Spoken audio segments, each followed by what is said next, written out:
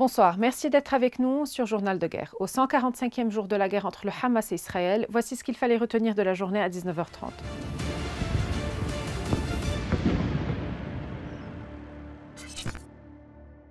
Nous commençons avec la frontière libano-israélienne. Les échanges de tirs entre le Hezbollah et Israël se sont poursuivis mercredi matin sur le front sud où 2 raids israéliens ont été menés en 2 temps. Sur la périphérie de Betlif, dans le Kaza de Bent Jbeil, puis contre Khreibé à Rachai al-Fakhar et Bent Jbeil, où la maison d'un responsable du Hezbollah a été ciblée. Il n'y a pas eu de victimes. Cette série de bombardements fait suite au lancement matinal à partir du Liban d'une salve de missiles contre Kiryat Shmona en Galilée. Des explosions ont été entendues au-dessus des villages du secteur oriental, des roquettes ayant été interceptées par le système israélien de défense, a annoncé l'armée israélienne. 7 missiles intercepteurs ont également explosé au-dessus de Metula.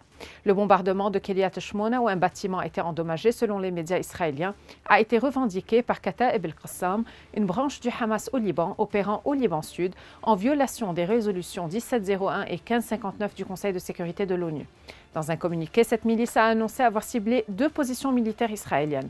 Selon les médias israéliens, une quarantaine de roquettes ont été tirées à partir du Liban et plusieurs ont été interceptées avec succès par le dôme de fer.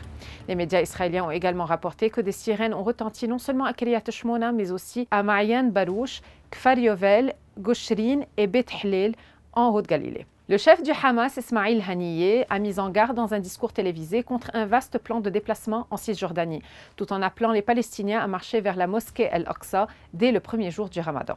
Le bilan humain depuis le début de la guerre à 19h30 heure de Beyrouth. Du côté israélien, 1200 morts sont officiellement recensés par l'État hébreu depuis le début du mois de novembre 2023. Un chiffre qui n'a toujours pas évolué selon les données officielles, malgré des annonces régulières de soldats tués dans les combats. Du côté de Gaza, le ministère de la Santé a recensé près de 30 000 morts parmi les Palestiniens depuis le 7 octobre. Des forces pro-gouvernementales ont tiré en l'air lors d'une manifestation à Souaïda, dans le sud de la Syrie. Une première depuis le mouvement de contestation qui dure depuis août 2023, a rapporté une ONG locale. Merci de nous avoir suivis sur Ici Beyrouth. On se retrouve demain pour un autre résumé de la situation. Vous pouvez suivre toute l'actualité concernant cette guerre sur notre site web www.icibeyrouth.com sous la rubrique Guerre Israël-Hamas ainsi que sur tous nos réseaux sociaux.